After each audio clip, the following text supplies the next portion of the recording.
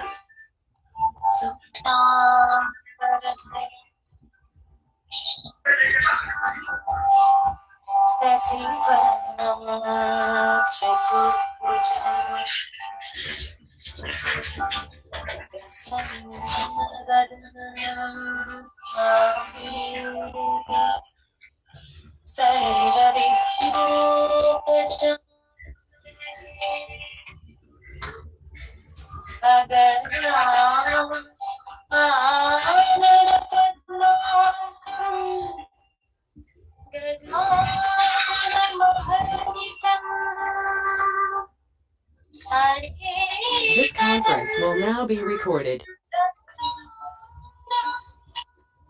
This conference is no longer being recorded.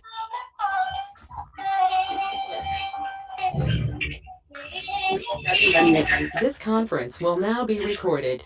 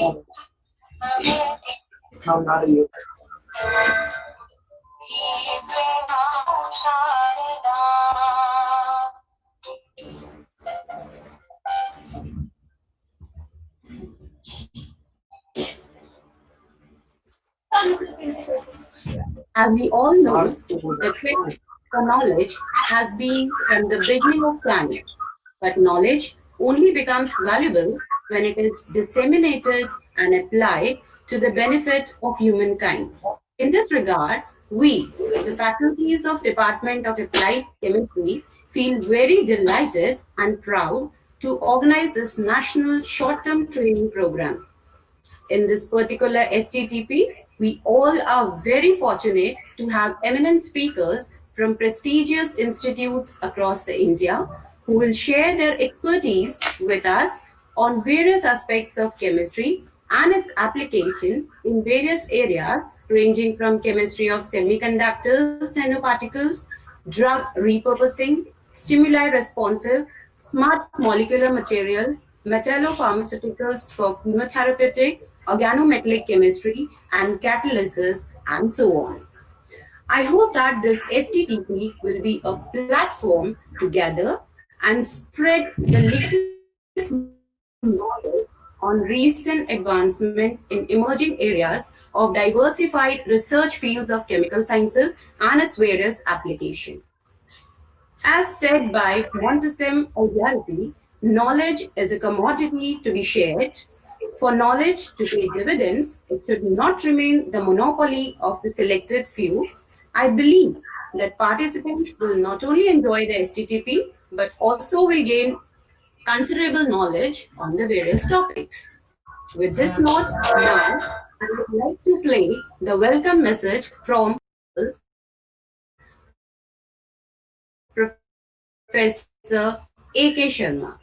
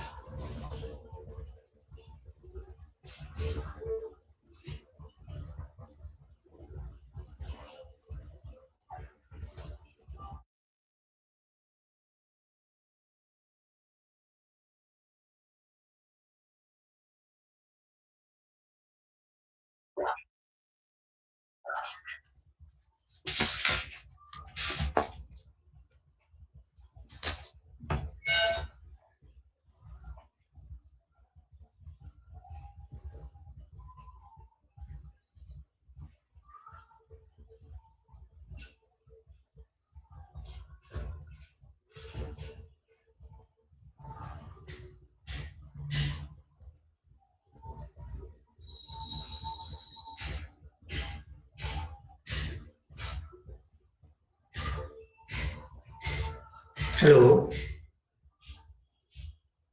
Hello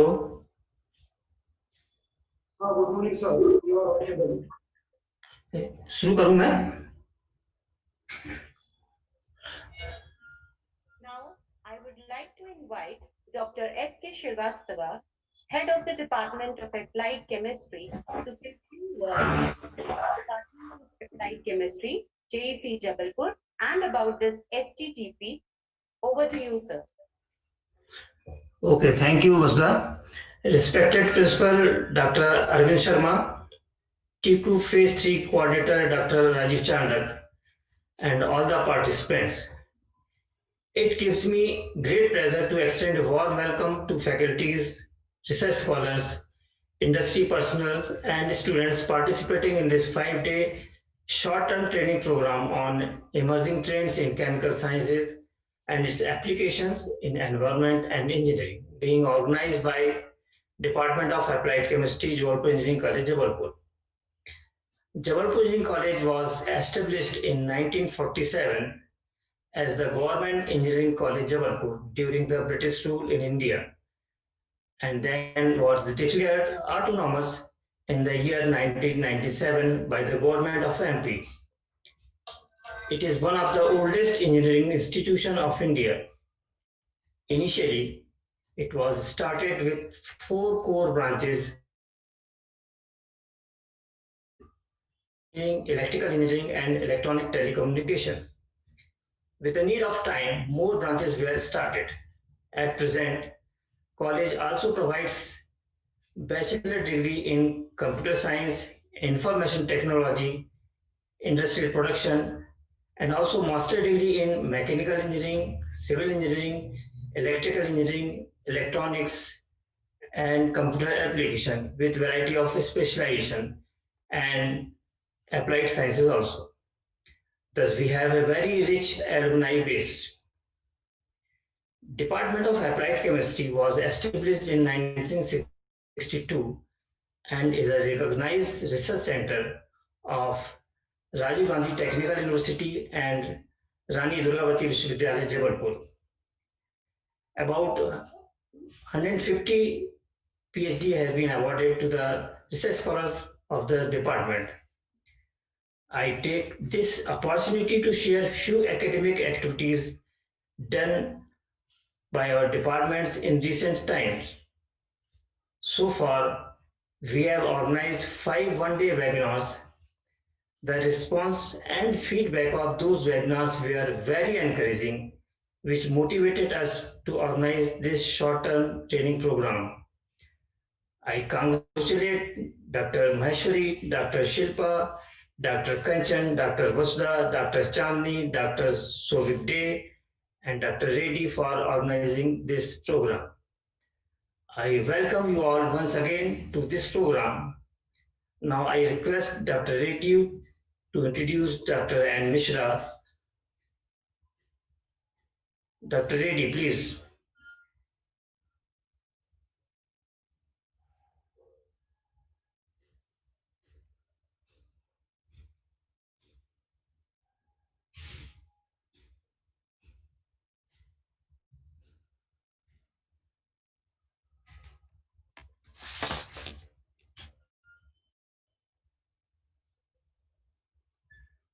Hello, Dr. Reddy. 1 minute, sir. 1 minute. Okay.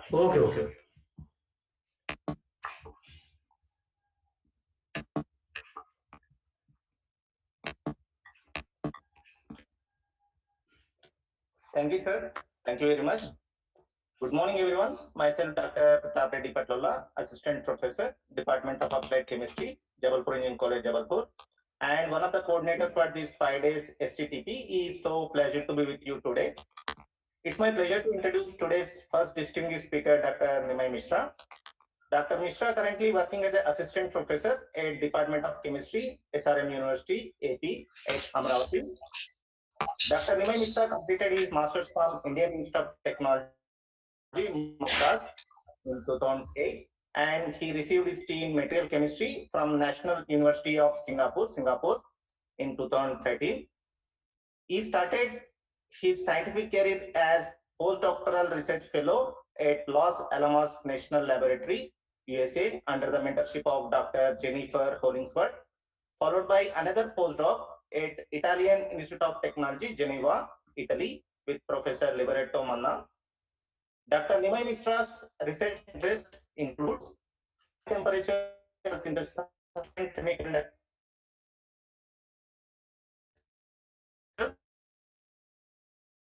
tools, temperature providers of different nanoparticles, seeded photosynthesis, assemblies of solution traits, device fabrication for optoelectronic applications and thermoelectronic measurements. Dr. Nimai Mishra have authored several high-impact publications, including JECs, Advanced Materials, Advanced Functional Materials, ACS Nano, as well as Nature Communication, with a total citation over 460 and H index of 12. Dr. Nimai Mishra has also authored for 3 books and has delivered several invited talks at various national and international conferences. Dr. Nimai Mishra served as an associate editor for Advanced Material Letters as well as reviewer for several high-impact journals. Dr. Nimai Mishra has received Global Outreach Research Award 2019 for Excellence in Young Researcher in Chemistry and Young Scientist Award at International Conference on Functional Nanomaterial 2019. Let's welcome once again today's first speaker, Dr. Nimai Mishra. Just a little housekeeping before handing over the session to Dr. Nimai Mishra. If you have any questions during the presentation, you can write your questions in the chat box. I'll bring them up at the end of the presentation or by unmuting your mic. Ask your questions directly to the speaker at the end of the talk. Now, I would like to request all participants to mute your mic and turn off your camera to avoid any interruptions during the talk. Now, without further ado, I will hand over this session to today's speaker, Dr. Nimai Mishra. Sir, please take over the meeting and enlighten us the talk. Thank you, sir. No. Thank you so much, Dr. Reddy. Am I audible? Yes, sir, you are audible. Okay. So I think I have given share the screen, right? So yeah. Yeah. So this once again.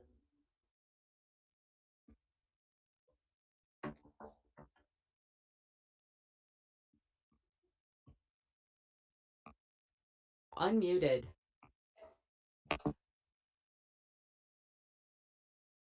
Yes, Dr. Reddy, is this slide is full view? Yes, sir. Yes, sir. Slide is in view. Okay. Okay. So I'm very honored and delighted to part of this, and especially part of this inaugural session of this short-term program that's organized by Department of Applied Chemistry in the Jabalpur Engineering College. And the topic says that engineering trends in chemical sciences in applications in environmental engineering, which is very much need of the hour because this collaborative research and translation of science towards the market product is very much needed. And of course, in this situation, when everybody facing difficulties, everybody looking for certain solution that how we can overcome, when you can get this vaccine, when you get the very fast testing kit and all those things. So basically, there's a very relevant time. And then where we're going to discuss some of the very fundamental science and chemistry, and that too connecting them how we can apply for real applications. So before I start, again, I'd like to thank Dr. Reddy for your very kind, elaborate introductions. I'm very honored. Okay. I also like to thank the organizers and principals of JEC College, JEC, and the head of the department or Department of Applied Chemistry, and all the organizing members. I'd like to thank for inviting me to give a talk on my research area, and that too I'm going to connect some that how it can be, people have been using this material for industry applications. But to be, I'd like to thank my good friend Dr. Shovik Dey. He's in your department.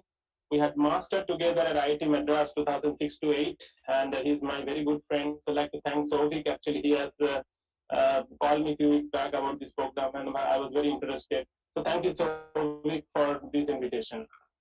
So with that, I'm going to start, and hopefully, I'm given this big challenge to become an opener of this 5-day year program.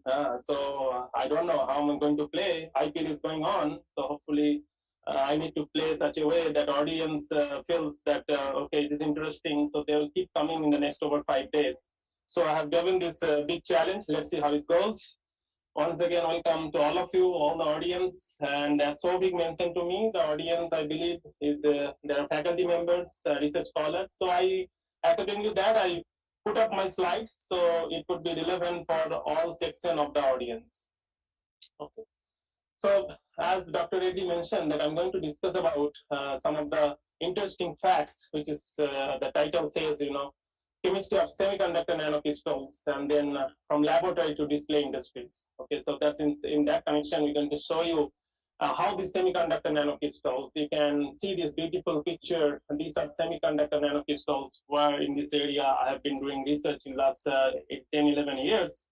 So then I have discussed that how in the laboratory, as I am a synthetic chemist, that we produce this nanomaterial, and eventually how the technologists, they took this nanomaterial with the help of electrical engineer, mechanical people, and of course the chemistry, chemists are there. So they put it in a devices, and that's actually in our household now. So I'm going to say these stories over the, I think, for a 1 hour time. Okay. So before again go to the today's discussion, so this is the place I'm coming from. This is a very newly built university, SRM University AP, located in the new capital of Andhra Pradesh, which is Amravati, which is one of the capital of Andhra Pradesh. Andhra Pradesh now has a 3 capital, if you are aware of the facts. So one of the capital is Amravati. So we're located there. This university has started in 2017, and 200 acres of land was given by the AP government. So we have started a huge construction with a very impressive infrastructure. Anytime, if you are around, you can just let me know. You can visit to our campus. You can see this is a bird's eye view of our campus. This is one of the main buildings. In this side, the back side, one more big building is already up where we have located our research labs. And this current existing building, you can see such a big, this is during this lockdown. So it's very much, quite in nature. These are mega canteen, and these are 5 hostels buildings, one by one lying there. And then there are play area that side. So this is actually main academic block as of now. And in this first floor, our chemistry research labs are located. And in this building, this side of the building, our faculty offices are located. So this is exactly like a 40 minutes drive from the main Vijayawada city, which is one of the major city in the bifurcated Andhra Pradesh.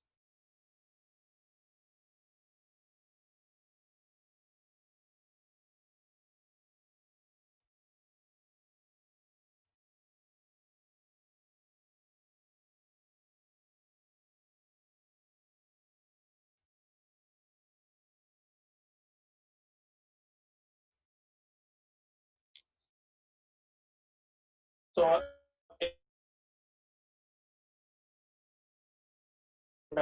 just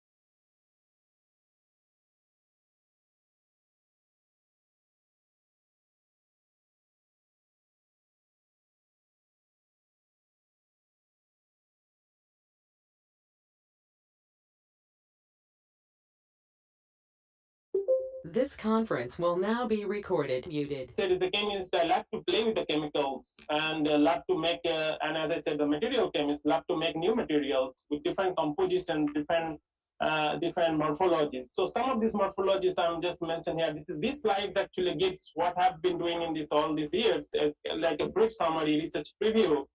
I have, we can synthesize very highly monodisperse. Monodisperse means very highly uniform in shape, spherical quantum dots, or you can say nanocrystals or nanoparticles. In a moment, I'll tell you why it is called quantum dot.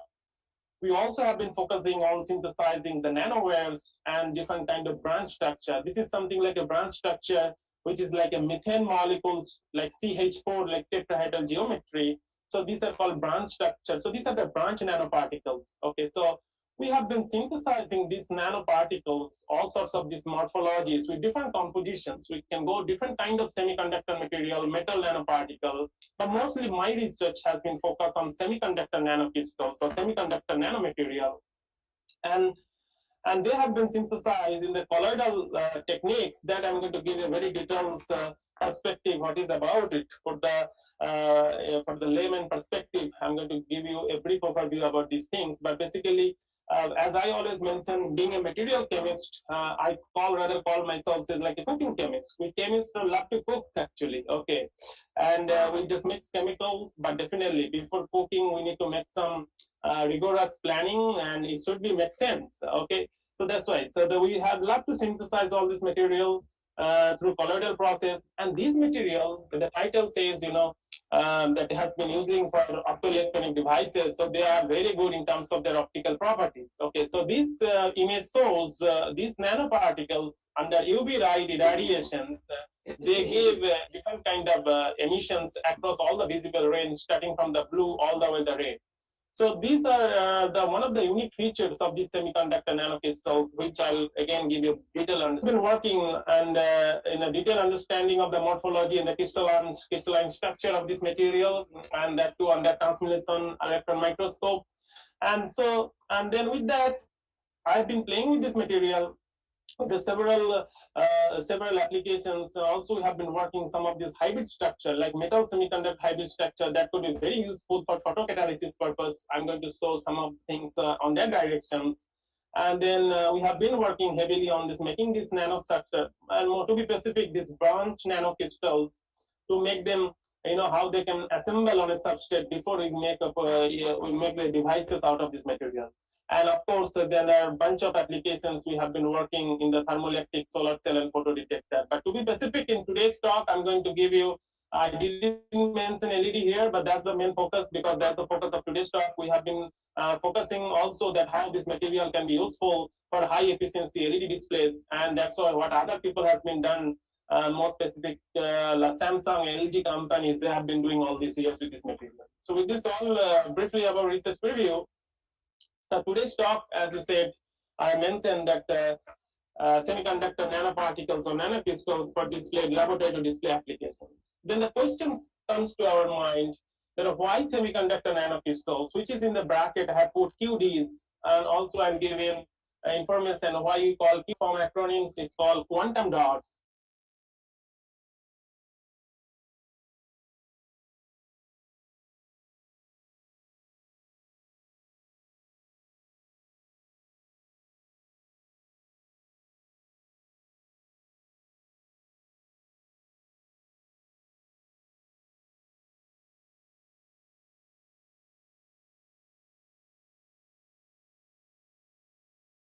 I think he lost the connection.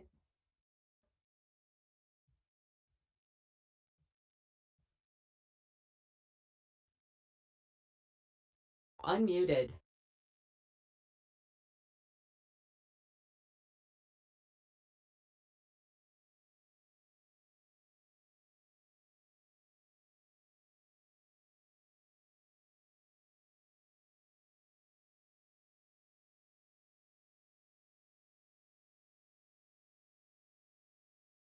Voice is not audible.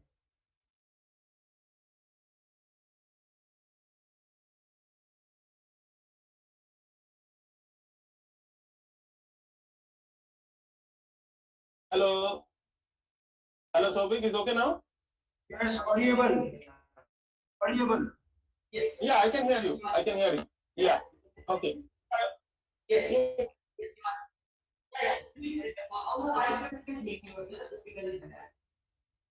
Okay. Okay, so shall I go ahead? Okay. Yes, so that's why the topic says that why you should use semiconductor nanocrystals for light emitting applications. So reason behind, as I said, that we are material chemists, synthetic material chemists who synthesize in this material in the laboratory that to in the wet chemical processes that can produce the ton scales of this material. So that gives a solution compared to the rather the available techniques like physical vapor deposition or chemical vapor depositions, where you has need to overcome the high cost of manufacturing. So the solution process techniques gives us that how in a very simple and cheap way we can produce a huge quantity of these nanocrystals, and that to very high quality. Okay, because we no need to we should not compromise the quality of this nanoparticle, because at the end we're going to use this nanoparticle for the device applications. Okay, and to be specific in this presentation, as I've been discussing, for the light emitting application, what does it mean? Because it's mean that I'm going to hit with a applied voltage to this nanopart photon on light out. That's called light emitting diode.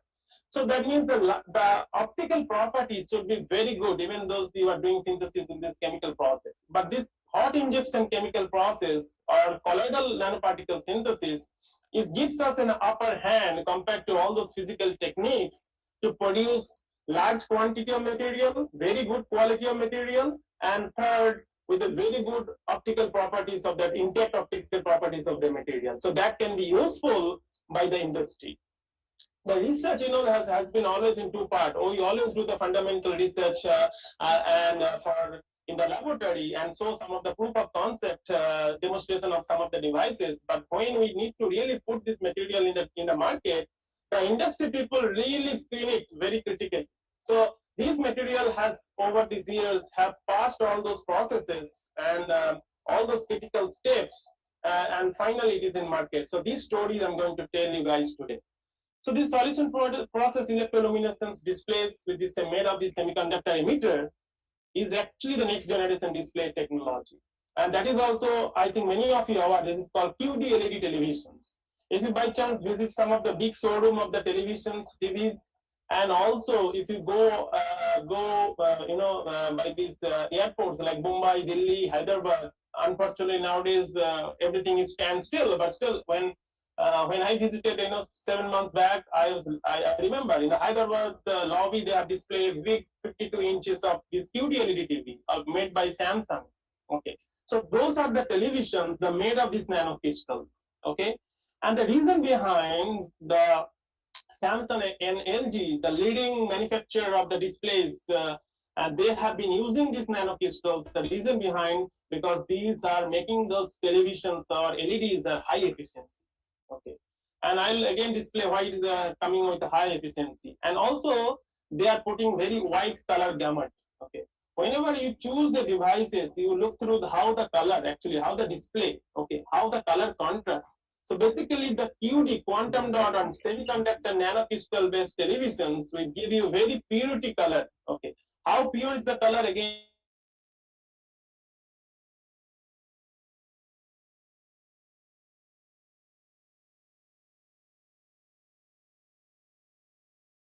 No time, I'll discuss all those things in the coming slides. And these devices have very low run voltage, which is associated with electricity. And of course, I mentioned the process is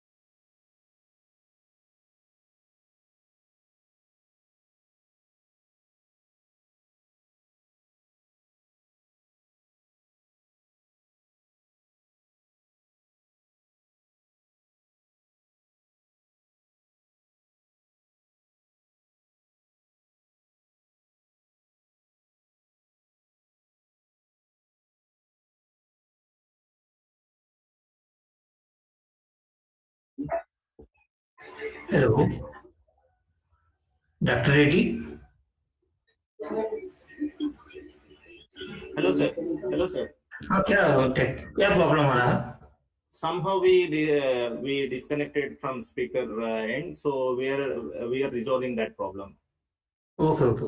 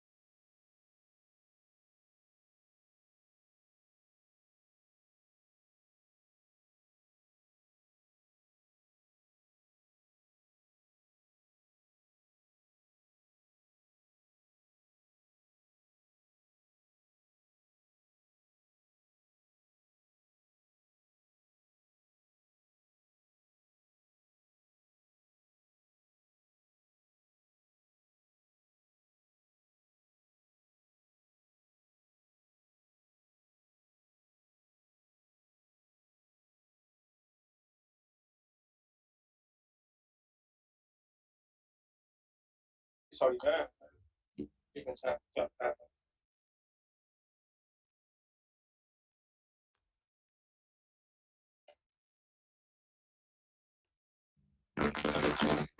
Hello, I'm audible. Sorry. Yes, sir, you're audible.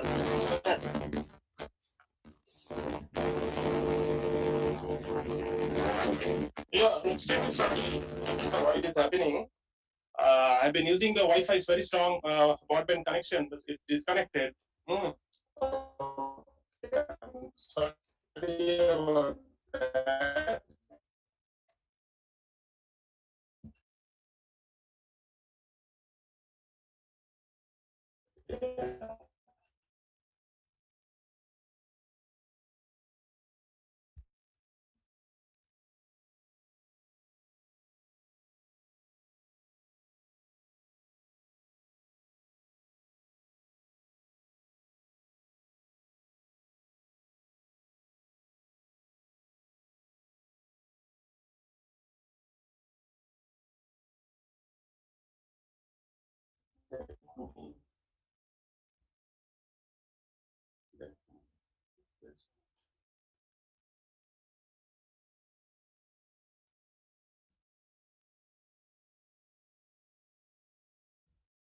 You can see my screen now?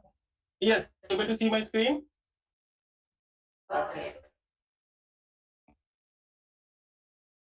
Hello, yeah, I can hear you. Hello. Yes, you're audible, sir. Hello. Yes, sir, you're audible. Hello. Hello, sir. Hello. Hello.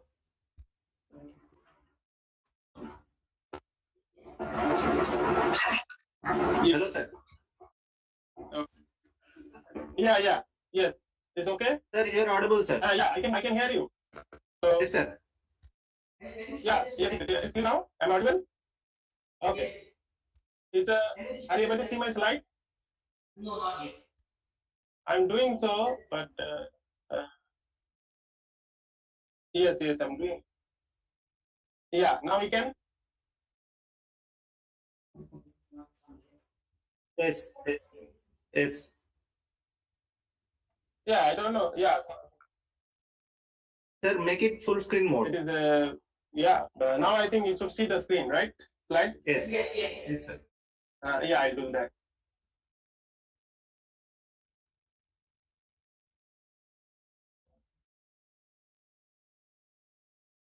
Yeah, so now it's okay, guys. So It's fine, sir. It's fine. hello. Hello, sir. It's fine, sir. Yeah. So can you tell me how far I was there in the slide when I disconnected? Okay, so I was there in this slide when I disconnected. Can you tell me how far I was there? You are in the fourth line. It is the fourth slide. Okay, this one, right? Yes. So, okay. But this is one of the issues we have been facing. When we went on completely online mode, there also has been connection. I'm audible and visible. My slides are on. But yes, I'm see for further. And still, I think I can see all the participants are there. Okay, guys, thank you so much for your patience.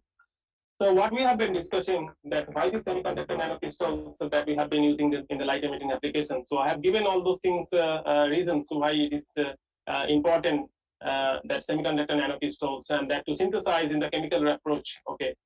Then the second things I was trying to motivate that okay, I have given in discussion that why semiconductor nanocrystals. Then the second questions it can come to our mind that why semiconductor in the electronic devices.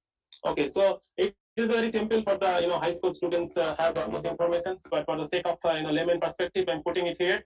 And there are three classifications of the material that we have today. One is metal. There is no visible gap between valence band and conduction band. So electron can easily flow from valence band to conduction band. So that's why these are very good conductor of electricity.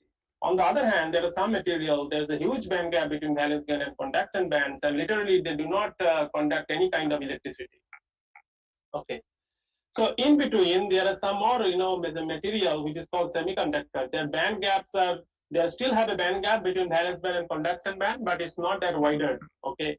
So these are the material which is a very interesting for the electronic devices. Because we need material that can easily control the conductivity. That's why semiconductor has been used heavily in all sorts of electronic gadgets we have been using. Because the underlying the small devices behind any electronic devices, these are transistor. Okay, so how the transistor works? The transistor basically works between like a switch on and off. So by the external stimulation, we can make the electron from the valence band to go to the conduction band. So then we can have a certain current. So that's why the semiconductor, the only material, the band gap are not very wide gap, and so we can use as a like a switch. So the semiconductor rather is the most preferred choice to use as in all electronic devices. So we have given motivation to why we should use the semiconductor nanocrystals, and then also I have given brief information so why we should use semiconductor in these electronic devices. Okay. Then furthermore, again, this is I think not required, that why we have been focusing on the nanocrystals, semiconductor nanocrystals. Why not the bulk semiconductor? Okay. So the reasons the why we need the nanocrystals, I'm going to give you. Again, this is a very, this slide is meant for if there is any BSc or undergrad or master students for their benefit. So nanoscale material, which has been the forefront of research in either in chemistry, physics, or any engineering discipline, the reason behind the properties, there have been evolution of interesting properties of the same material if you go from bulk to nanoscale. Okay. So that's why it's called the nano, the middle ground. So it's we try to understand from our own perspective that when you see things around, it's called macroscopic scale. Now through this online platform, I can see you guys, and if I open my eyes through maybe up to maybe few hundred meters, or we can see visibly with any out of assistance. Okay, so that's called macroscopic scale. Whatever we can see with our naked eyes. Beyond that, there's the galaxy scale. If you open our eyes in the top of in a very clear day, so we can see very stars and moons, and those are like a galaxy scale. There's a huge beyond our perception. Okay. Furthermore, if you see, we can able to locate an ant is going. Okay, so we want to check. I'm okay, right? You guys able to see and okay, able to listen? Yes, Okay. sir, yes, sir. You're audible Okay. and everything visible. Okay.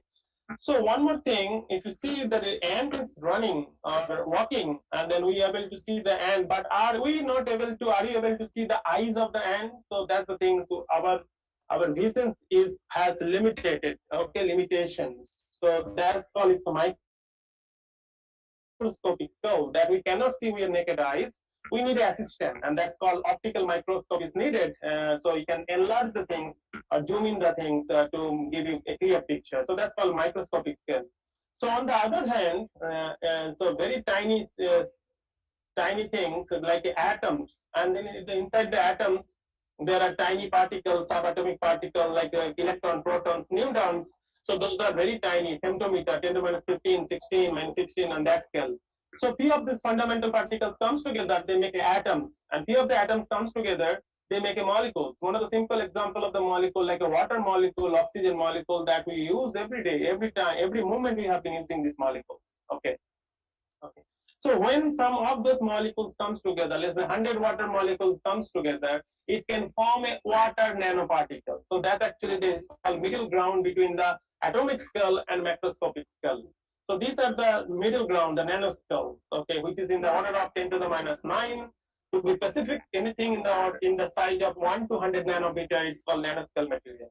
The property has been drastically changed from the bulk to nanoscales. That's why this particular scale regime has been forefront of research either in chemistry, physics, and as well as all engineering disciplines. Okay.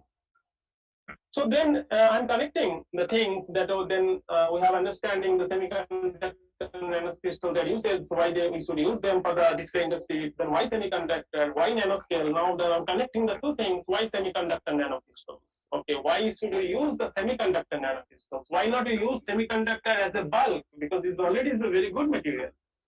The reason behind semiconductor nanoscale, just now I said in the last slide, in the nanoscale, they have many new interesting properties which can further improve the efficiency of the electronic devices. So that's the reasons the semiconductor nanoscales have been heavily used or investigated by the investigator, like a chemist physicist, and also by all sorts of industries. So make use of these nanoparticles to better efficient devices. Okay. So now, furthermore, I'm going to give you discussion that how, as a chemistry perspective, as I said from beginning, that I'm a material synthetic chemist. So how are we going to make those semiconductor nanoparticles? The simple chemistry we use to synthesize this nanoparticle or nanocrystals, it is a colloidal chemistry approach. Okay, and synthesize the material is always, I believe, is very simple. Very simple. I often call this chemistry is like a cooking. It's a cooking chemistry.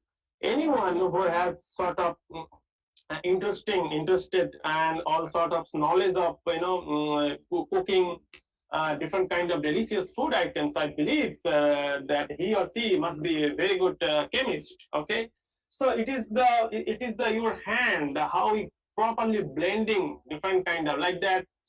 Blending different kind of masalas to make certain sort of dishes. It's the same thing applicable when you're making nanoparticles in the laboratory. Okay, so maybe you are like to eat biryani that can be cooked by your mom. So your mom knows over the years she has grown this expertise, the proper blending of some sort of masalas that can give you some very wonderful biryanis. So she knows that how to mix which quantities. So being chemists, we also need to know what kind of proportion, different kind of chemicals we should mix in order to get very high quality of this material. It's like a cooking rice. Okay, I just give you always this example, making these nanocrystals in the laboratory, but only difference in the cooking, you can do in the open atmosphere.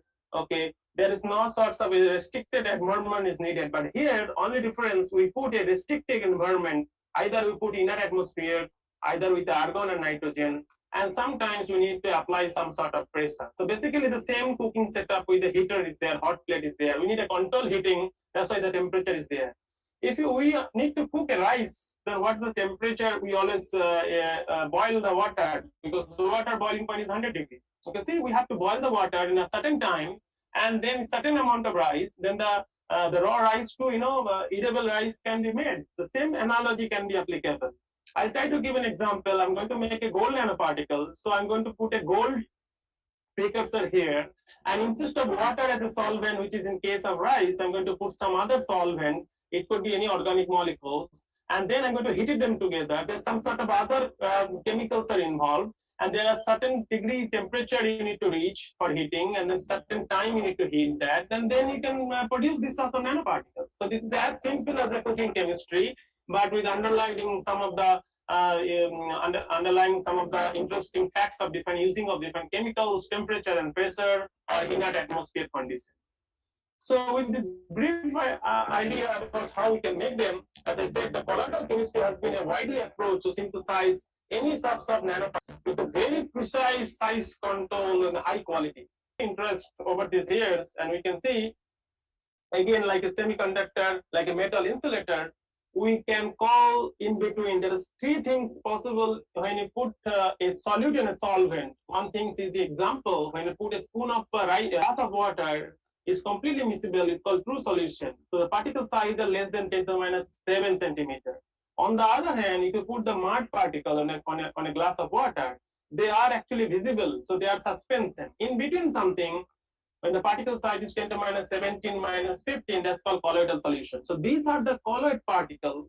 And in this slide, I can tell you that how we material chemists, the synthetic material chemists or colloidal chemists have been using this phenomena to synthesize all sorts of interesting and important material for practical applications. We have been using this micro-emulsion method, and the emulsion, is very simple, which is every day in home we have been doing emulsion. Like whenever we are cleaning our garments, our stuff, our clothing, it is actually this emulsion or micelle is forming for formation is going on. So if any surfactant you take, the surfactant has two ends, hydrophilic and hydrophobic, and because of that, they try to make assemblies of structure. So this is called micelle. So this is called micelle, and this is called reverse micelle. In the nanoparticle synthesis, we use this reverse micelle approach. Okay, in the reverse micelle approach, you can see we put this surfactant in a organic solvent. So these tails are organic tails. So they have a hydrophobic interaction with the organic solvent. So they actually form this kind of cavity, and these are the actually hydrophilic ends. So they will be coming inside and making a void space. This can be easily understood if you put a drop of oil in a water, or you put a drop of water in a oil. So this kind of mycelium, reverse mycelium, you can easily see in home. When you make this reverse mycelium, there's a cavity. This cavity in the range of nanoscale. And this cavity has been used as a nanoreactor to produce nanoparticle. I often call it a nanoreactor because this cavity gives you stability of the nanoparticle. Now, why we need this this kind of small reactor to produce nanoparticle? Because the nature itself, the nanoscale material, though is very interesting, it is not at all stable because they have very high surface to volume ratio. The surface have very high surface energy. So often, if you made a nanoparticle, they will come closer together and they will make an agglomeration. Okay, so at the end, you can end up with the bulk material. So to make them nanoscale or make them stable in the nanoscale, we use this kind of surfactant, and through this microemulsion or through specific reverse mycelium structure to produce nanosparticle. So I hope it is now clear that how we make the nanoscale. So far I've given introductions what we have been using, so what we should use the semiconductor, what is nanoscale material, how we synthesize the colloidal nanoparticle. Now here I'm going to put the actual story that have tried to portray here that semiconductor nanocrystals from the laboratory to display.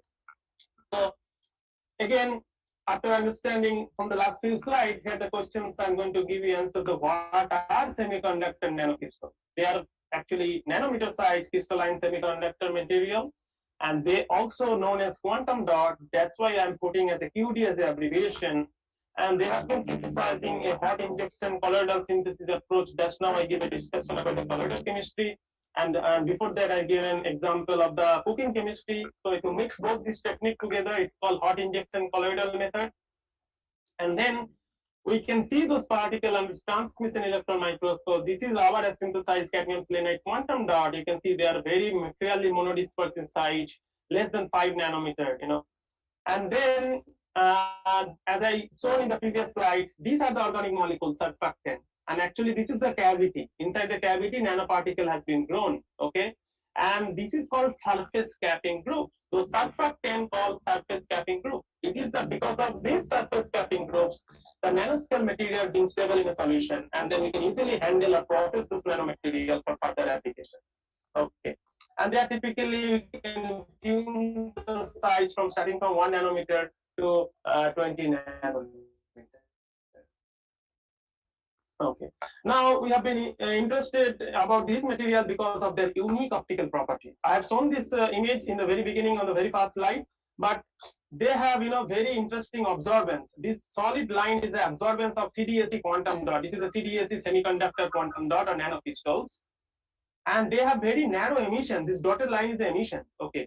So this dotted line, and how we can judge how narrow the emission of this nanoparticle. Okay. What is the emission? Is a fluorescence light. Okay. Okay. How is fluorescence coming? In the next slide, you'll be able to understand. So here, what is happening? And these semiconductor nanocrystals, because of their band gap, they can absorb light. You can see absorb visible to ultraviolet light, and then they will give back the exciton emission, very narrow emission. The fluid hum max, which is actually the can tell you by that parameter that how narrow your emission is. So the hum max of all this material about their emissions is less than 30 nanometer. That means it's a pure color discount. And this is because of their quantum confinement. Okay. So all those understanding, we have recently invited book chapter by Imperial College, where we contributed the colloidal nanocrystal definition, size, dependent chemical physical properties. I have summarized all those things in this book chapter. If anyone interested, can Google it and can and get all those basic understanding about these nanocrystals.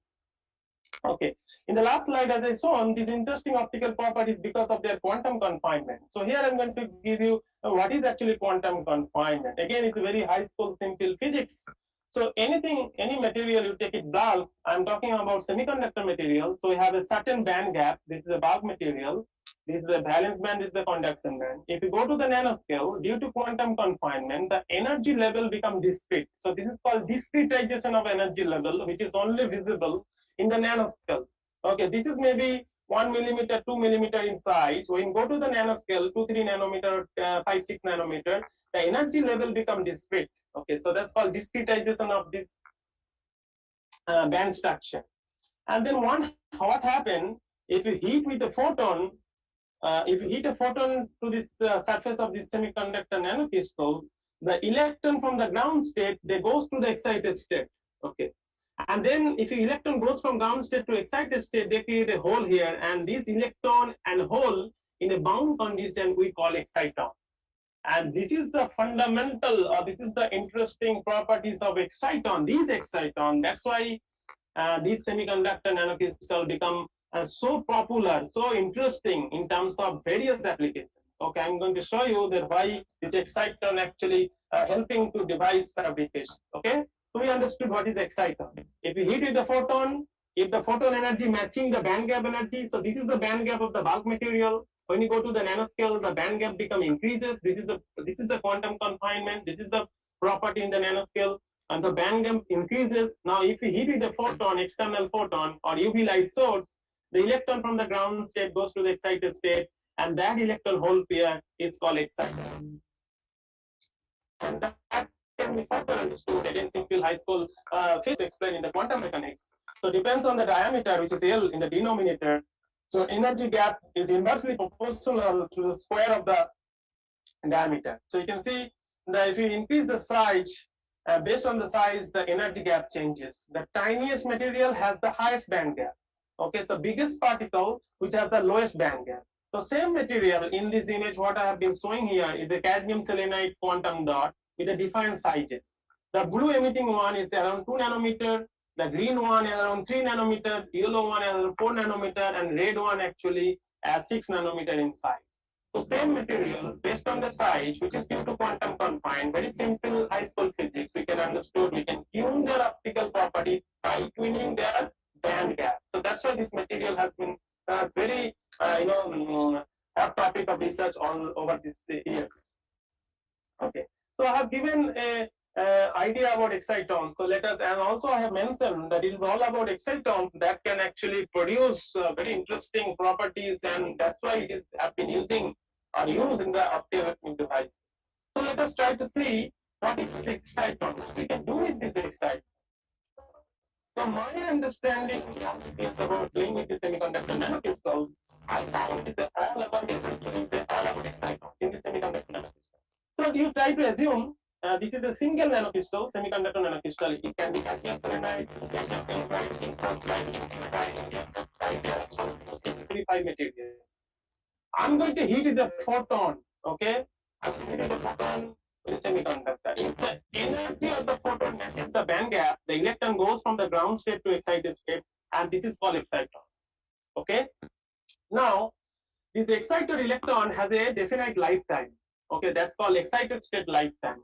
It is very common thing, can be understood all the people who are research, in this in the photochemistry or fundamental aspect of any nanomaterial. So excited state electron, in case of cadmium selenide, they has a lifetime in the order of 10 nanoseconds, 10 to 15 nanoseconds. What does it mean? This excited electron is going to sit there in the excited state, which is actually conduction band, for about 10 to 15 nanoseconds. Very, very short period of time, nanosecond, 10 to 15 nanoseconds. Okay. Within this time, if I able to separate this electron hole, then there are 3 possible applications we can do from this nanocrystal. If you're able to separate them and you can connect them through the wire, you can able to separate them. What is separation meaning? The meaning is you're able to flow the electron out from these nanocrystals. Then there is a photovoltaic devices. Then there is a photodetector devices. And if this electron goes to any organic molecule, then this can be used as a photocatalyst.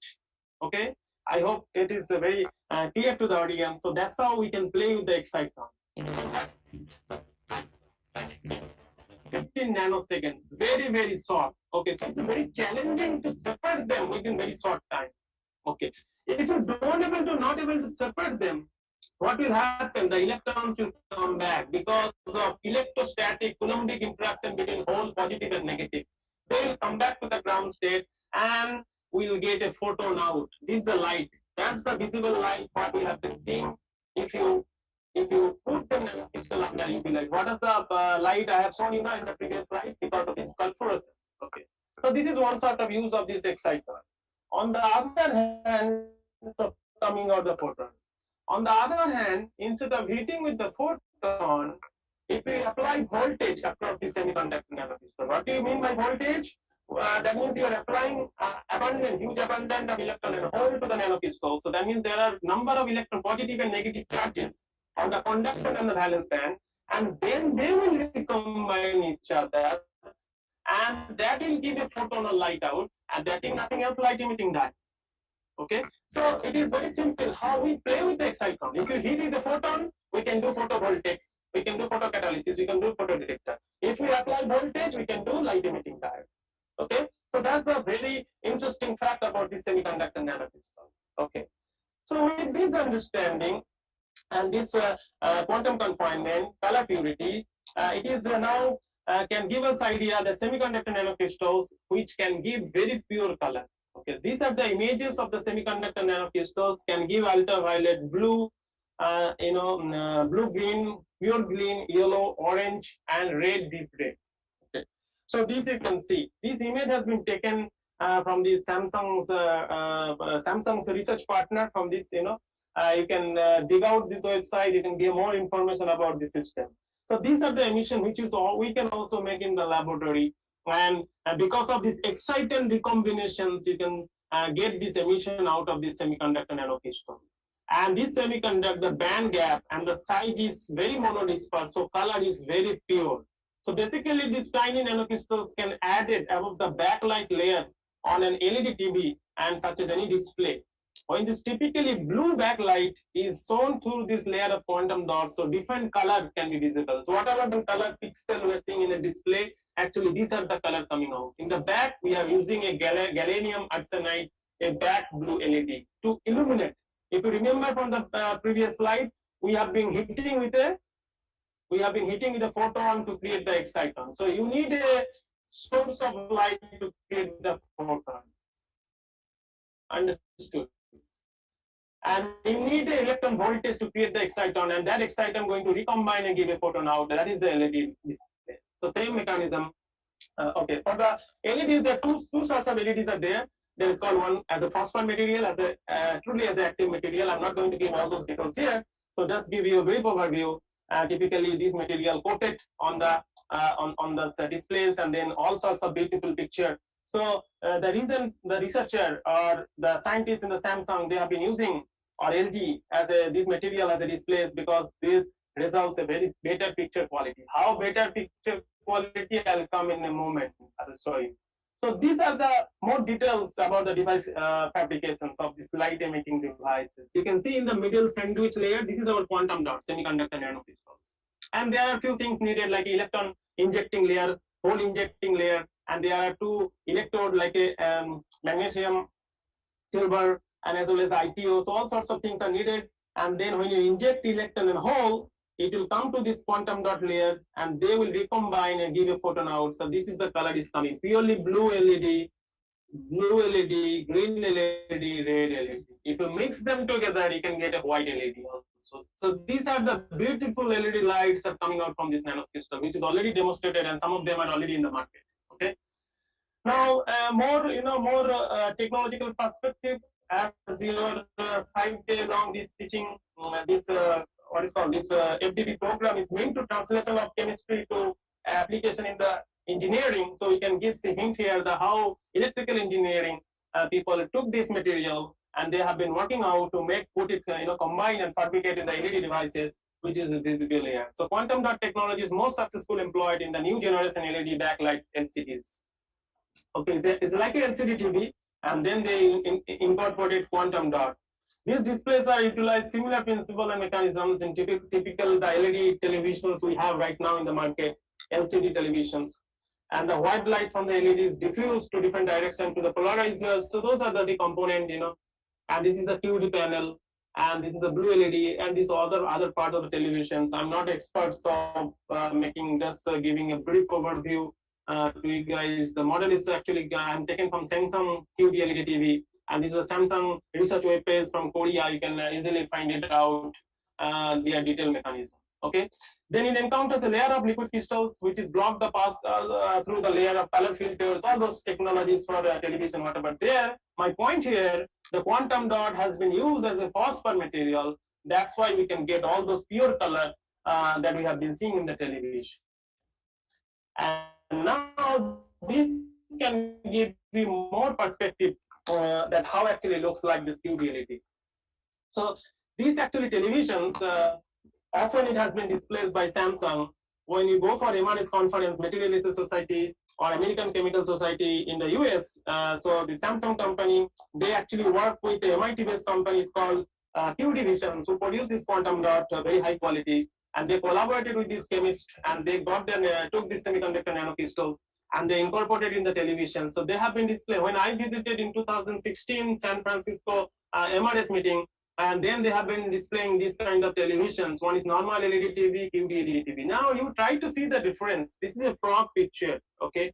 See the color purity. The frogs, these hands actually very deep in red color, actual color. But in LED, normal LED TV, we not able to distinguish the color and not able to get the pure color out of this actual color from that any particular object.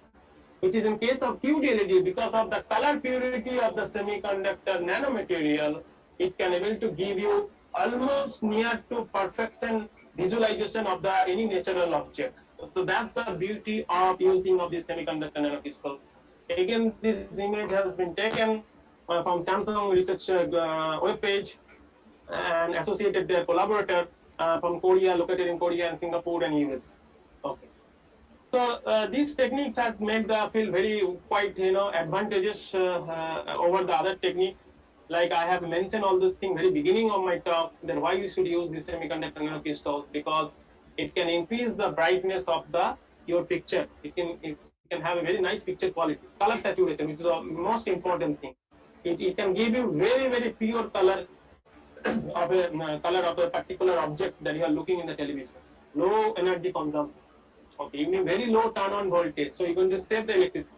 Improved color accuracy, this is the same thing associated with the color saturation, and ability to leverage existing supply chain. So we have we can able to produce very cheap quality this material. So that's called quantum dot technology. This quantum technology often misunderstood. It's like a quantum mechanics. No, it is a quantum dot chemical technology, chemistry-based technology that producing these nanocrystals, and then engineers took it and then put it in the devices for display. Now, again, I was coming back. I have been discussing this all about exciton in the very beginning of this. I think the four or five slides back, if you talk about the semiconductor nanocrystals, it's all about excitons. I've given a motivation that when you hit the photon, you create the excitons, and if you're able to separate the electron hole, you can able to do these sorts of applications. If you're not able to separate, they will come back, you get a photon out, normal emission light. If you apply voltages, you also get a abundant electron hole, and you get a photon out, that's the LED. Okay. So this is the excitonic property, simple spherical nanocrystal. If you see, remember, very beginning of my slide, I've been working in the area of spherical, core cell spherical, branch structure, nanowire. So excitonic property in the core cell structure even more interesting, and that could be further useful. Okay. So core cell, what is the core cell structure? We often put a secondary material on top of another material. So there is a two type of material here, two different colors. And based on the band gaps alignment of these two materials, there are three possible scenarios: type 1, type 2, positive type 1. I've been talking about this excited electron has a lifetime of 10 to 15 nanoseconds. So the challenge is how to separate them. By putting a secondary material, we can separate them. It's called type 2 structure. Is the ideal structure for use for photovoltaic devices. You can see there's a staggered position of the bands. When you create exciton, due to energy favorable pathways, electron will go down to the cell material. So it's very difficult for now this electron to jump in the ladder of the energy diagram, energy level, and come back and recombine with this photon on this proton. It is very difficult. So that means very easily we can separate it, and they are not going to recombine here because this is not quantum mechanically allowed process. Understood? So see, by putting a second material, we can easily play with the exciton for various applications that we have been discussing. The excitonic property is further interesting in the branch structure, which is one of my focus of my research all these years. Okay, so we have been synthesizing. So now I'm going to show you after giving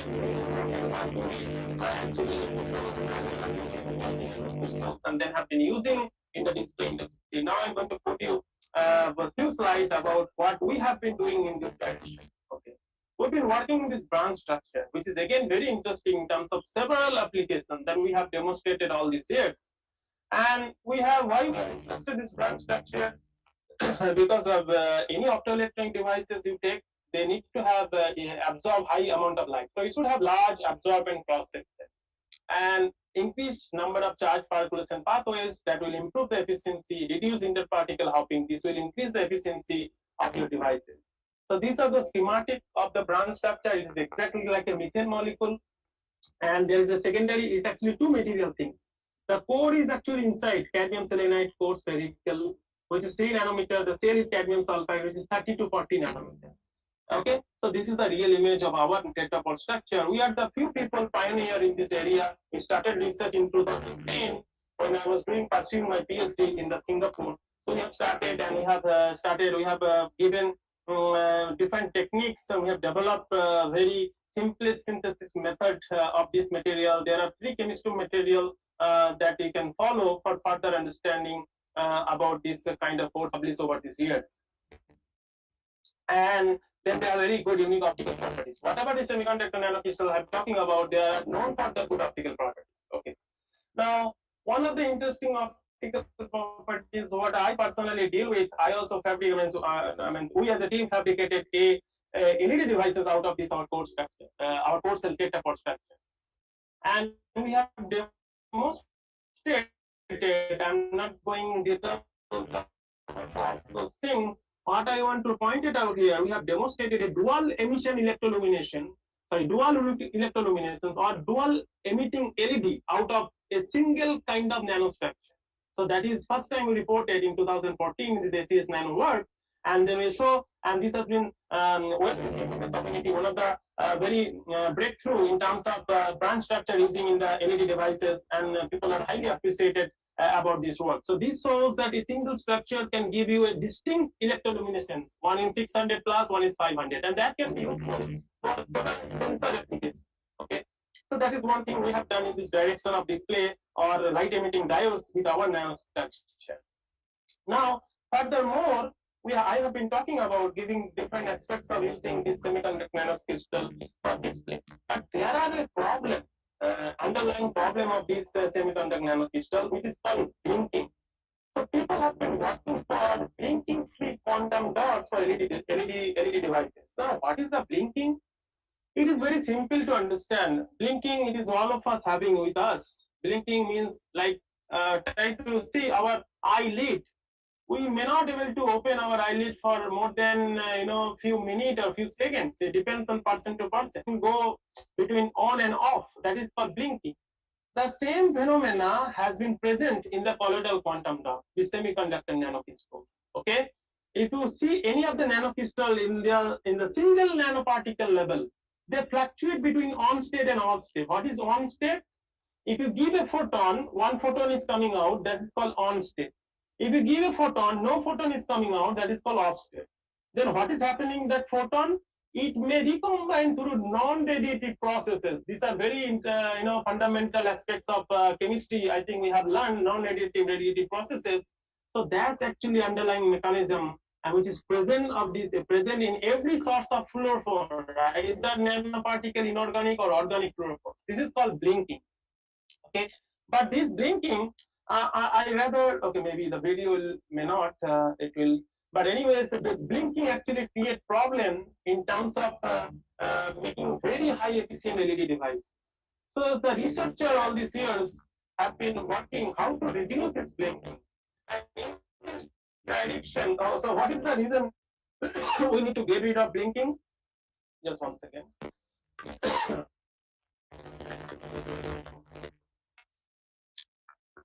Hello, Sophie, I'm good. Is it clearly audible? Everything going good? Oh, okay, okay. So as I just now described about the blinking, so blinking have been giving huge problem to the optoelectronic devices of this material. Okay, I'm just in today's talk connection we have been discussing LED devices. So it will do lots of source of non-radiative losses. So that's why the efficiency goes down. It also destruct in other applications like lasing applications, bioimaging applications. So that's why it is not wanted these materials to have blinking. We want completely blinking free quantum dot. Okay. So one of the approach we have taken, this is why I think this field was started with my then postdoc supervisor, Dr. Jennifer Hollingsworth in the Los Alamos National Laboratory. She is the pioneer in this area. So she is a synthetic chemist. So she started this approach of putting a secondary thick material, and by then we can completely remove this blinking process. And that's why we can make very, very high efficient LED devices. When I was working there, we have an industry project with a US-based company, and our goal was to produce completely blinking-free material. So in this direction, we have showcased some of the work. Very interesting things we have put it forward in our 2017 Nature Communications, when we saw that completely photostable, completely blinking-free material, semiconductor nanocrystals, could be possible out of this core cell structure. So this is all this works actually done by Jennifer Hollingsworth's work, and these are my lab members was there. So we have demonstrated various synthesis techniques, and also we have done single particle spectroscopy, and we have shown people, shown to the community that this can be made completely blinking free. Just try to see the schematic. When you have a thicker cell, thin cell out of your core material, then there is a blinking. See, there is an on and off fluctuation, on and off fluctuation. But when you make a very thicker cell, you can see constant on state over 3,000 times. Okay, this is very one of the early paper in this area in the year of 2008. Okay, and later on we have demonstrated this can be stable more than days, months under continuously illumination. Because whenever you think about use this material for practical applications, you need to overcome challenges under ambient condition, and it should be stable for more than 18 years. Those things need to check. So our recent advancement in this area shows that we can able to make very high quality of this material that can be stable all these years. Okay.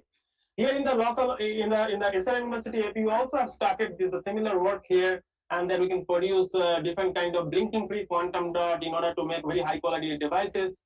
And we have got a DST funding based on this proposal that I wrote last year, and we have been working with a collaboration with my collaborator James McBride, and we have published recently a paper in 2020. We saw a blinking-free quantum dot and completely on position. So these are the material industry people are looking forward to make the devices. We also have a plan to make the prototype LED devices in near future in our laboratory in the SRMA. Okay, so these are some of the preliminary results we have achieved in the SRMAP. You can see very highly bright emissions coming from different kind of core cell structure that can be potentially used for LED devices. Furthermore, I'm going to end in another few more slides. So I'm going to discuss some of the other areas of our work in terms of, again, connection with LED devices. We have been making colloidal cesium lead halide perovskite nanocrystals. So that also very interesting, giving 100% quantum yield and very much hopeful in terms of making LED devices. So these materials also can be synthesized hot injection colloidal method that I give discuss in the introduction part. They are very highly crystalline material, and they also have very good interesting optical properties, very narrow emissions. Okay, in the particular in the blue to green region, in the red region little bit wider, but very, very highly emission, 100% quantum yield. Okay, and this field started by my then second postdoc supervisor, Professor Liberto Manna and Kovalenko in ETH Zurich. So these are the pioneer in this area of semiconductor nanocrystals, and we are also working in this direction in the SRMAP with my two PhD students, Ms. Basavi and Mr. Said Akil. We have been working to produce different kind of high quality of this material. Eventually, our goal is to make LED devices out of this material. But time being, our main plan to how to make very good air stable for air stable as well as photo stable of this material. So we have taken very simple synthesis technique like a halide exchange with the use of simple hydrohalic acids. Are we able to tune the optical properties, the blue to green, and eventually you can see we can able to make this has been done in ambient conditions. There is no inert atmosphere. So that shows, and even though they have a quantum yield of fluorescence content of around 75%. So that shows our synthetic method has able to serve the purpose to making use of this material in the LEDs and all. So we have just published this work in the just a few months back. It's the Crystal Inch.com. And furthermore, we have been also working, as I said, our direction of making this nanoparticle ultimate goal to making LED devices, which is now currently my students are working on. We have been making things ready to make fabricate LED devices, but currently we have been putting our all efforts to make very stable of this material, semiconductor material. Cesium, in this case, is a perovskite nanocrystal. So we have developed a completely new synthesis techniques, colloidal techniques, without the use of amine. We have found this amine, which is a non-genetic, which has the surface cutting groups to stabilize this material.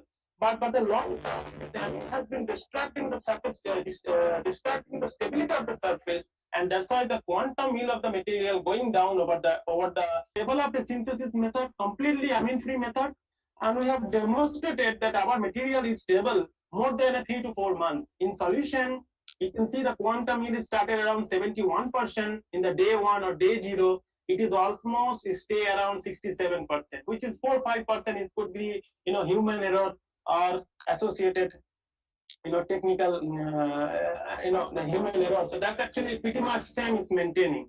So our techniques, and also we demonstrated in the thin films in the 0 day, in the 90 days is very stable over the year, over the months.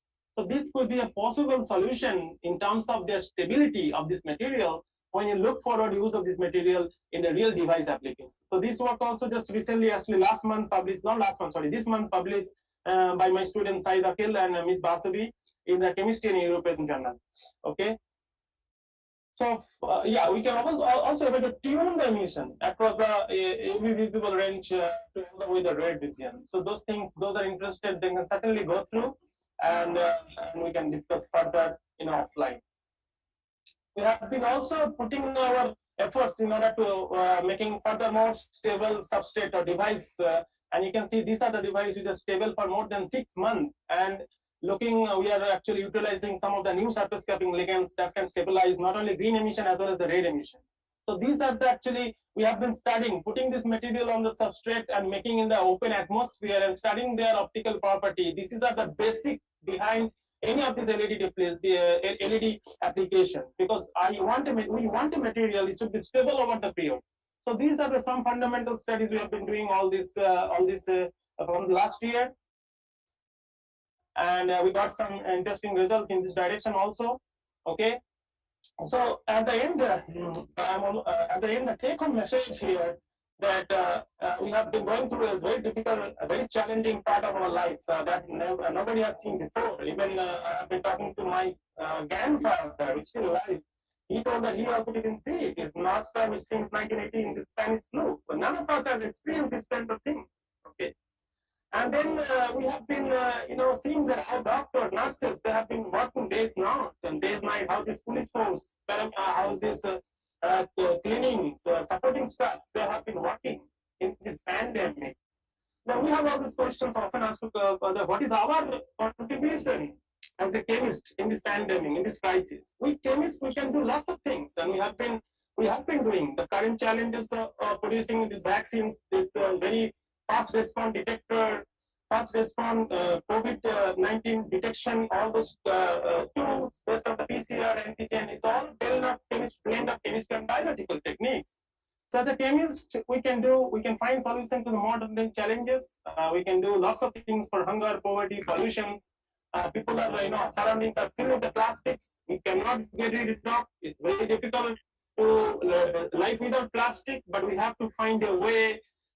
When plastic came in the picture in 1960s, 70s, actually revolutionized the world. We can see how life has changed completely. But the same plastic is now incurring problems. So we as a chemists, we have to find a way how we can find an alternative material that can be biodegradable. So that's the things.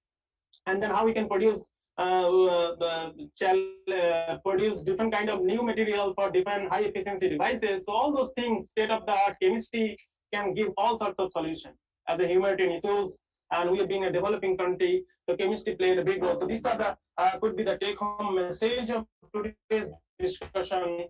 And this is rather for those bachelor students, if there are any, or master students. I mean, for this take home message for the students, if they can find interesting students and they can find interested to do your further future studies in chemistry, will be happy to know in down the line. So at the end, whatever I've shown today, mostly the work is done in Jennifer Hollingsworth lab in Los Alamos. She is very renowned scientist in this area. Now it's called laboratory fellow. Laboratory fellow is one of the highest order in this Los Alamos, which is under Department of Energy, Defense Laboratory in the United States, one of the well-known laboratory in the world. And also like to thanks my two PhD students, Ms. Basavi and Mr. Shahid Akhil. They are the very courageous person that took their life in a risk to pursue PhD with a very unknown faculty, unknown young assistant professor. So I thank them for their courage, and they have been doing very good in last 2 years. Of course, without SRMAPs, all those funding support is not has been possible. They have really supportive all these years, putting so much of funding. They are in focus of putting SRMAP is a really highly intensive research focus oriented university. So I hope when I meet again with all of you in any other platform, we'll be able to show some more interesting data down the line. Of course, I'd like to thank the DST for their support. We got a small amount of funding from DST. And I'd like to thank all of you. It has been a very long lecture. In between, there is an interruption from my side. I'm sorry about that, but it's very long, almost like a more than a 1 hour lecture. So I really thanks for all of you for your patience. This is very difficult nowadays to even sit for a few minutes to listen. So if you are able to follow, I'm really thankful. And at the end, I'll be happy to answer any questions if you have. At the end, I'd like to put this quote. I like this quote. When I attended this MRS in 2017, there's a very renowned scientist, they put this quote: you like me, let's collaborate. And if you don't collaborate, let's die. So in this world, if you don't collaborate, it's very difficult to survive. Okay, the science has become so interdisciplinary. It's very difficult to understand by a single person everything. So let us collaborate. I'm happy to collaborate. I'm happy to discuss. This is my email ID.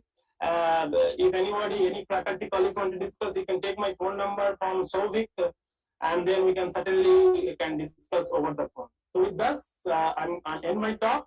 I'm happy to have any question. Thank you.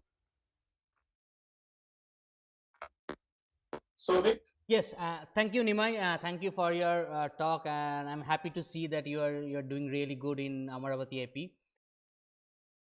Not easy to do in such Thank institute you. as compared to people do in IIT. So I really appreciate it. So Agree. yeah, so one of the so the platform is now open for discussion. If you have any questions, you can unmute yourself and ask, or you can directly write on the chat box. If you don't want to directly, can pick up the question for you. Is there any questions on that?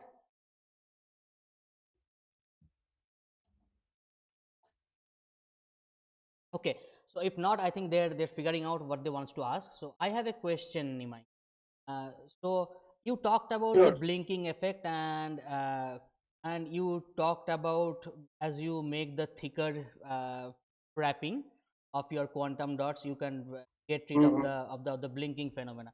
Can you explain it from a person who is not in the field of quantum dots, or specialist like someone like me? Like how what's the mechanism for that? What the mechanism why after putting thicker cell the blinking goes off? That is your question. Exactly. Right. Exactly. So I just show you due to time crunch, I am not able to discuss more details. What this let me, yeah. So you can see what happens. So this is in this slide. You can see all those. This is a single semiconductor nanocrystals. Okay. So blinking actually happens in the single nanoparticle level. Okay. So there, when you excite the ground state electron goes to excited state, instead of they become a radiative recombination, they go to the surface traps. Okay, so because these semiconductor, they are in nanocrystals, they are 3 to 4 nanometer in size. Okay, very tiny. And by being nature of nanoscale material, the surface energies are very high, so they have lots of traps, surface defects. Okay, Okay. and these defects actually get those electron out from the valence band, and that's why it's a non-additive process, and that process lead you no emission. Okay, so our goal is to get rid of those kind of surface defects. That is our goal. How are we going to get rid of? If you make a slowly secondary material, that is a secondary thicker material, and that to be type 1 structure. What is the type 1 structure? I can you probably definitely know what is the type 1 crystal structure here. The type is, this is a core material band secondary.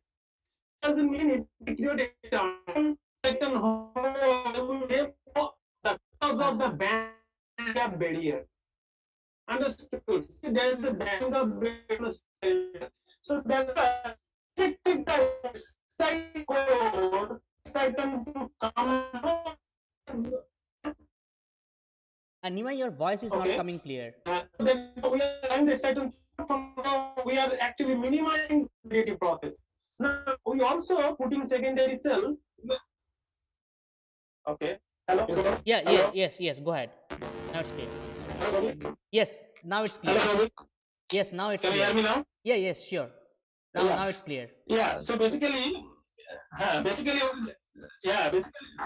basically, when you put a thicker cell, and what is happening in the type 1 structure, so we're looking for always this thing, we're looking for a type 1 core cell structure. So this core is actually responsible for giving the emissions. Then we're putting a high band gap secondary material on top, and that actually restricting the exciton on the core, because this the band gap is not going to any. Understood? So we restricting the non-negative process. So this is one thing. So when we put the thicker cell on whatever the surface there on the surfaces on the core material, if you put, if it slowly, if you epitaxially grows material, you're going to get off all those. Okay, then any kind of non-negative process is not happening, and that's why you get a people from there. So you're going to reduce the thinking in this way. So it is okay. I'm going to make you understand and Yeah. To some extent, I'm not an expert on this field. I will read more about it. Yeah. I have a one question from Dr. Sure. We can talk over phone. So we have a one question from Dr. P. Satyagopal. What is the exactly meaning of blinking physically in the material? So he wants to know the physical meaning of blinking. Like, what is the physical? Physical meaning is I am given a physical picture right there to understand more like what is a physical blinking. So this is actually physical meaning. Okay, physical meaning is it is happened to us, to our eyes. Okay, means we cannot able to open our eyelid for a long time. We always between on and off, close, shuttered down like a shutter. Okay, it is the same phenomena. Any fluorophore. What is the fluorophore? Fluorophore is the either an organic molecule or inorganic molecule that gives a photon out. That's called fluorophore. Okay. So any fluorophore, if you see them in a single molecules or single particle level, they fluctuate between radiative process and non-radiative process. So when they are in radiative process, we get a photon out. We call it a normal, no blinking. When the excited electron goes to non-negative process, there is no photon out. We call it a off state. So that is called blinking, fluctuation between off and on. And I can give you, but it is, I think, video may not play. So I think you can Google it. Blinking semiconductor nanocrystal. There are very nice videos available. Under the microscope, you can see the some nanocrystals in a moment is giving light and then not giving light. So the physical understanding is the same nanoparticle. It is giving light due to radioactive process. The next moment not giving light. So fluctuation between off state and on state, dark state and on state is called blinking. Thank you, Nimai. I hope Dr. P. Satyagopal has got his answer. If you are not, Dr. Nimai Mishra is a very friendly person. You can talk to him over phone. He is very approachable. Nimai, I have one more question. So, I mean, this is fascinating work, of course, but you talked in your last message was to nowadays it's not the challenge is not the engineering, but doing engineering in an environment friendly way. So that is the next general challenge for the engineers. And if there is any engineers, so my question is, you are using materials which might be a little bit more toxic. So what do you think would be the best way in case of, like, we talk about electronic waste a lot of time nowadays? So what do you think would be the best possible way to manage all those electronic waste that we are producing in this in the display materials? Because I believe they have a limited lifetime. Right. So what do you think is the best possible way one can do it? So what are your questions in the direction of the toxicity of this material and their waste management? Yes. Okay. So this is a very frequent common question has been asked in this community. And the same questions, I'll just give you an example. We have attended one conference called Gordon Conference in year 2015. It's a Gordon Conference on colloidal quantum dot. And then there's a person from QT, who's a company guy. Okay, he was there. And these people are actually working with Samsung and making this television. The same question was asked to him, and he replied, I just want to give the same answer. Everybody was impressed. And so what he told, that's exactly, cadmium is a toxic. We have been using cadmium. But if you know the amount of material we have been using, let's say for a 52-inch of television, they are using something like 6 milligram of cadmium. Understand? So tiny, 6 milligram. Okay, 6 milligram of cadmium is enough to produce that much of nanoparticle that can give you light for 52-inch of televisions. Okay, that is one thing. Very tiny amount. Second thing is they're putting a secondary coating on top of this nanocrystal. They're putting a secondary coating of polymer. Okay, through that coating, very unlikely that cadmium will leach out. Okay, that is another thing. Third thing is the lifetime of this material, these devices will be approximately 8 to 10 years. 8 to 10 years. That's why they have been claiming. They have been research from 90s. Okay, and they told after 8 to 10 years, when you think that we need to replace this, LED, these things, their company will come and they will take it out and they will replace it, and they will take it to their plant, and they have proper waste treatment policy. And that is a very minimum amount. He also gave an example. If the 5 or 10 people smoking together, they produce more cadmium than the amount of cadmium they use in this display. Understood? Yeah. Thank you for your response. It's fascinating to see that.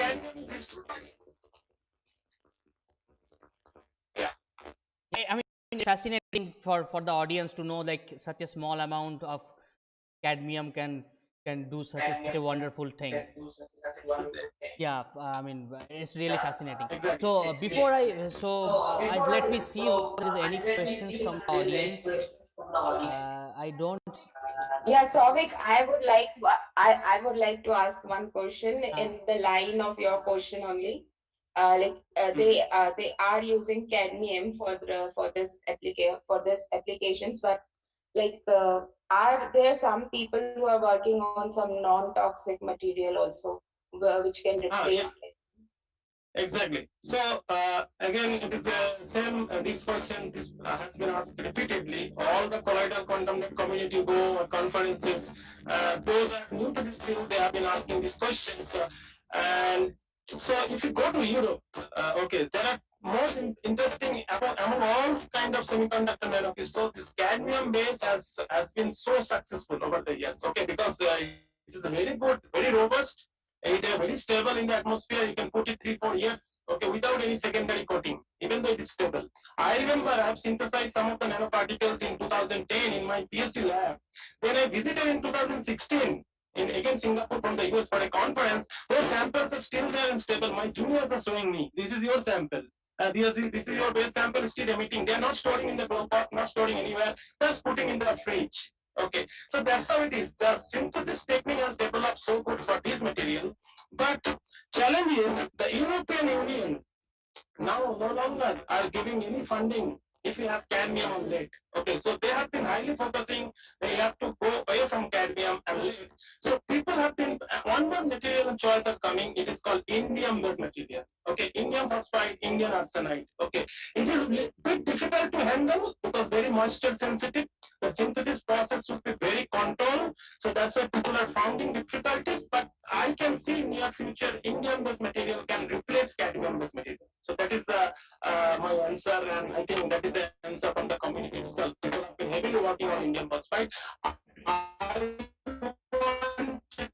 also pursue, we want to start, but it needs very, as I said, very high-end glow box facility. We do have a glow box, but this is a very troublesome process. In down the line, we also plan to work on indium-based material. So indium-based material is the possible answer future, okay, compared to this toxic one. Okay, thank you, sir. Okay, so before I close the session, I would ask everyone please switch on their camera. We'll take a group photo with the speaker. Nimai, if you can put off your slide and switch on your camera, Sure, I will that do would that. be great.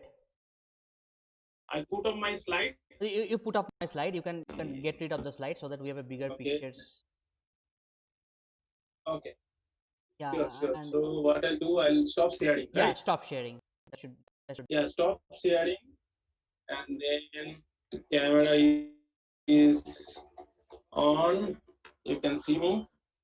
Yes. Yes. But this is cool. Taking a group picture through online. We can do at this point.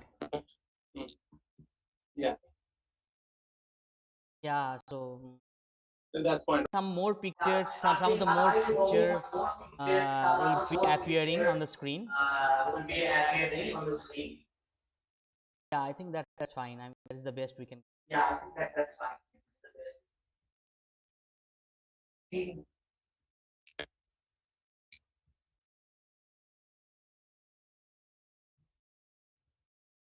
Everyone, please switch on your camera. Dr. Chavi, could you you take care of the can. photo, please? Screenshot.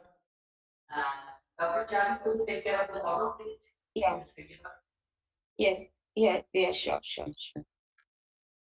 Okay, so thank you, everyone. Before we finish this session, and it would be unfair to give a vote thanks to Dr. Nimai Mishra, who has accepted our invitation for presenting in this presentation, and it was a fascinating story what he has presented. So, so therefore, I would like to extend my gratitude and sincere thanks our today's resource speaker, Dr. Nimai Mishra. It's strange to call him Dr. Nimai Mishra. We know him for so many years, from 2008. I recently visited his place as well for some personal purpose. So, but as an organizer, I should call him Dr. Mishra. Yeah. So 2006. Yeah, from 2006 basically. So 2008 we graduated together. So on behalf of our honorable principal, Professor A.K. Sharma, head of the Department Applied Chemistry and convener, Professor S.K. Srivastav, coordinators Dr. Vasudha Saxena, Dr. Chadri Pathak, Dr. Pratap Reddy, and the organizing committee, and all the participants. It was a very nice, interesting, and thought-provoking talk. Thank you once again with your presence and inspiring us with your knowledge. And we are of course looking forward to hearing you once again. Thank you, Nimai. Thank you very much. Really appreciate. Thank you, sir. No mention. If good friend call is, I'm always available. That's You're my great to good hear. friend, so no problem. That's great to hear. Yeah. So this, So yeah, thank you so much for inviting, and I'd like to thank your principal. it's our pleasure. Yeah, It's our pleasure, Nimai. another organizer. Yeah. Thank you, Nimai sir, for yeah. It was a Okay. very nice talk. Yeah. So that's this officially ends our. Thank you so much. So this officially ends our morning So we session. can leave. So okay. Yeah. So yes. So you are feel free to leave, and please join us around 1:50 p.m. because our next session will be starting, and it's a little bit different session from a typical chemistry. We have a speaker called Sheetal Menon, Dr. Sheetal Menon, and she will be talking about some patent analytics. So She will give information about chemistry and related patent, and she will give you hands-on training on how to search for different patents and how can you apply for patent. So I think it will be very good for all the people who are in research areas and who want to patent something. So please do come and listen to the talk. Thank you. And the next session will start at 1:50. So please log in at that time using the same link that we have shared. Thank you, everyone. thank you.